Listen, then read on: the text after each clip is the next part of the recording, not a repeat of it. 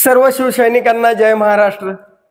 मराठी बांधवांनो, शिवसेना जी स्वर्गीय बाळासाहेब ठाकरेंची शिवसेना आहे ती आज दोन गटामध्ये विभागलेली आहे आणि एक गट त्यातला महाविकास आघाडीच्या सोबत आहे आणि दुसरा गट हा शिंदे सेना सत्तेबरोबर आहे। परंतु शिंदे सेना जी आज सत्तेबरोबर आहे त्या शिंदे सेनेचे जे पक्षप्रमुख पदाचे अधिकार आहेत ते भाजपानं गोठवले आहेत काय? पक्ष पातळीवरचे निर्णय एकनाथ शिंदेंना घेता येत नसतील तर त्यांच्या त्या पक्षप्रमुख पदाला काही अर्थ राहतो काय? शिंदे सेनेचा उमेदवार कोण असावेत, आमदार कोण असावेत, मंत्री कोण असावेत हे ठरवण्याचे अधिकार आज दिल्लीकरांच्या हाती असतील आणि शिवसेनेच्या नेत्याचं चारित्र्य आणि कार्यक्षमता याबरोबरच त्यांचं भविष्य ठरवण्याचा अधिकार हे अमित शहांना नेमके कुणी दिले आणि कशा पद्धतीने दिले गेले आणि का बरं दिले, हे जर अधिकार अमित शहाकडे जर असतील तर मग सैनिक हा आणखीही शांत कसा राहू शकतो?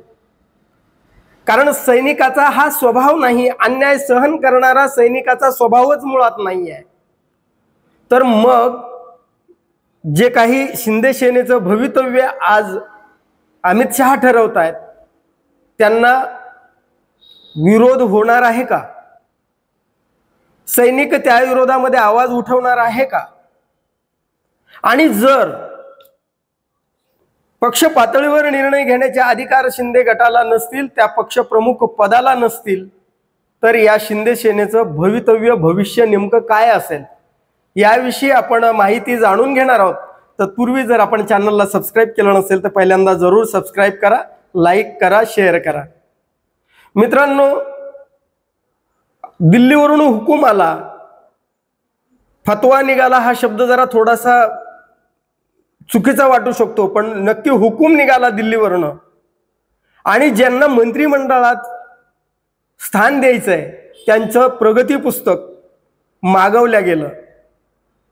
आजवर शिंदे सैनिक असतील किंवा बाळासाहेबांचे सैनिक असतील, त्या शिवसेनेमध्ये उमेदवार ठरवण्याचा, आमदार कुणाला करायचं त्याचा, मंत्री कोण असतील त्याचा हा निर्णय मातोश्रीवर आजपर्यंत बाळासाहेब घ्यायचे, त्यानंतर उद्धव ठाकरे घ्यायचे। आता मात्र जर एकनाथ शिंदे या गटामध्ये ते अधिकार अमित शहाकडे जर जात असतील तर मग या शिंदे गटाच्या पक्षप्रमुखांचे अधिकार अमित शहानं आणि दिल्लीकरांनी गोठवले आहेत काय? जर गोठवले नसतील तर मग एवढं धावत पळत का बरे प्रगती पुस्तकं तयार केले जायला लागली आहेत? अशी बातमी काल परवाच आली की तानाजी सावंत यांना मंत्रिमंडळात स्थान देणार नाही आहेत, दीपक केसरकरांना स्थान देणार नाही आहेत, संजय राठोडांच्यावर आरोप आहेत व त्यांना कलंकित म्हणून मानलं गेलं म्हणून त्यांनाही देणार नाही आहेत, अब्दुल सत्तारांनाही देणार नाही आहेत। हे कलंकित असो किंवा यांची कार्यक्षम नसोत, हे ठरवण्याचा अधिकार हा पक्षप्रमुखांना हवा का अमित शहांना हवा? हा साधा शिंदे सैनिकांना माझा प्रश्न आहे। जर तो एकनाथ शिंदेंना नसेल तर मग त्यांच्या त्या पक्षप्रमुख पदाला काही किंमत राहते काय? म्हणजे अमित शहांना हा निर्णय घेण्याचा अधिकार असूच शकत नाही आणि ते जर निर्णय घेत असतील तर मग या शिंदे सेनेचं पुढचं भवितव्य काय असेल? मित्रहो, शिंदे सेनेचे निर्णय, पक्ष पातळीवरचे निर्णय जर भाजपा घेऊ लागलेले असेल तर हे समजून घ्या, भाजपा हा जगातला सर्वात मोठा राजकीय धनशक्तीनं आणि सर्व शक्तीनं सर्वात मोठा पक्ष आहे। म्हणजे एवढ्या शक्ती संपन्न अजगराचा म्हणजे राजकीय म्हणतोय त्या अर्थानं की हा जर अजगराचा वेढा शिंदे गटावर पडला असेल तर शिंदे सैनिकांना जागं होण्याची नक्कीच वेळ आलेली आहे. कारण उद्या जर दीपक केसरकर मंत्रिमंडळात नसतील कोकणामधनं, तर ते ठरवण्याचा अधिकार हा एकनाथ शिंदेंना हवा. तानाजी सावंत अकार्यक्षम असतील, ते ठरवण्याचा अधिकार दिल्लीकरांना नेमका कोणत्या आधारानं जातो, कोणत्या गोष्ट म्हणजे कोण कशा पद्धतीने ते हे निर्णय घेऊ शकतात की हे मंत्री नको आहेत. संजय राठोड मागच्या मंत्रिमंडळात एवढे चारित्र्यहीन होते, एवढे ते अकार्यक्षम होते, तर गेल्या मंत्रिमंडळात त्यांना स्थान भाजपनं दिलं का दिलं गेलं, आज ते का नको आहेत. अब्दुल सत्तार जर उद्या या एकनाथ शिंदेच्या मंत्रिमंडळात नसतील, शिंदे गटाचे ते मंत्री नसतील, तर मग नेता आणि मंत्री हे नेमके एकनाथ शिंदेच्या दारामध्ये उभे कशाला राहतील हो. ते त्यांना उद्या जर खरोखर वेळ आली तर ते एकनाथ शिंदे ऐवजी अमित शहांच्या दारात जातील ना. कारण निर्णय घ्यायचा होता एकनाथ शिंदेंनी आणि तोच अधिकार त्यांना नसेल, त्या पक्ष गटाचाच अधिकार नसेल का. निवडणूक आयोगाने जे उपकार केलेले आहेत त्याची परतफेड तर अशी नाहीये ना की फक्त एक भाजपाचा विस्तारित कक्ष म्हणून तर शिंदे गट यापुढे राहणार नाही ना. जर अधिकारच नसतील आणि तो मग पूर्ण अधिकार भाजपकडे असतील, तर तो फक्त केवळ शिवसेना नाव जरी असलं तरी तो भाजपाचा एक विस्तारित अशी शाखा म्हणून सांगता येईल.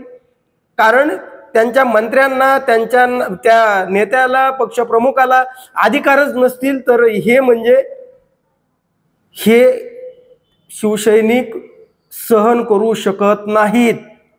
आणि बाळासाहेबांचे शिवसैनिक जर आपण म्हणतो ना, शिंदे सैनिक सुद्धा बाळासाहेबांचाच सैनिक आहे, मान्य आहे. परंतु आजवर बाळासाहेबांचे अधिकार जर दिल्लीने विचार करून बघा बरं, तुम्ही एक थोडीशी कल्पना करा मित्र, कल्पना अशी करा की बाळासाहेब हयात आहेत आणि दिल्लीवरनं तुमचा हो साबीर शेख नको आहे, कोणते आणखी दुसरे मनोहर जोशी नको आहेत, असा जर आदेश निघाला असता तर बाळासाहेबांचं प्रत्युत्तर याला कसं राहिलं असतं. म्हणजे ती शिवसेना जिवंतपणाचं लक्षण काय असतं, तर संघटना जिवंत तेव्हाच असते ज्यावेळेस क्रियेला प्रतिक्रिया ती देऊ शकत असते. आता इथे समोरून कितीही क्रिया झाली, कितीही अन्याय झाला आणि इथून जर एक छोटीशी कुजबूज सुद्धा होत नसेल, तर मग आपण बाळासाहेबांचे शिवसैनिक कसे आहोत हा प्रश्न कायम राहतो. मग मित्रहो, खरोखर एकनाथ शिंदेचे शिवसैनिक यापुढे जर या एकनाथ शिंदेचे पक्षप्रमुख पद जर बाहुल्यासारखं भाजपा वापरणार असेल तर यावर ते शांत बसतील का.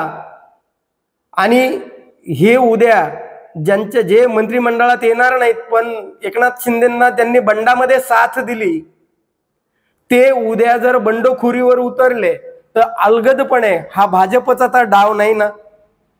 बंडखोरीला वाव द्यायचा आणि अलगदपणे त्या बंडखोराला वाट मोकळी करून देण्यासाठी भाजपचे दरवाजे उघडे करायचे आणि मग ही गाजराची पुंगी वाजली तर तोपर्यंत वाजू द्यायची आणि ज्या दिवशी वाजत नाही त्या दिवशी तिचं काय करायचं, खाऊन टाकायची. म्हणजे उद्या एकनाथ शिंदेच्या विरोधामध्ये शिंदे गटातले नेते मंत्रीपद, अधिकारपद मिळाले नाही म्हणून बंड करतील आणि तेच उद्या भाजपचे नेते सुद्धा असू शकतात. आपल्याला काय वाटतं, विनाकारण कमेंट करण्यापेक्षा वस्तुस्थिती, खरोखर एकनाथ शिंदेचे अधिकार गोठवले आहेत का यावर विचार करावा.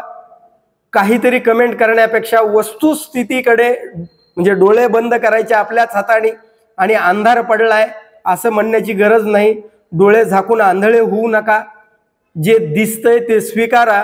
कारण एकनाथ शिंदेचा गट यापुढे भाजप ज्या पद्धतीने त्या गटाला वागणूक देत आहे त्यावरून त्यांचं भवितव्य, त्यांचं भविष्य अंधारात असेल हे सांगायला कोणत्याही ज्योतिषाची गरज नाही. यावेळी एवढंच. जय महाराष्ट्र. धन्यवाद.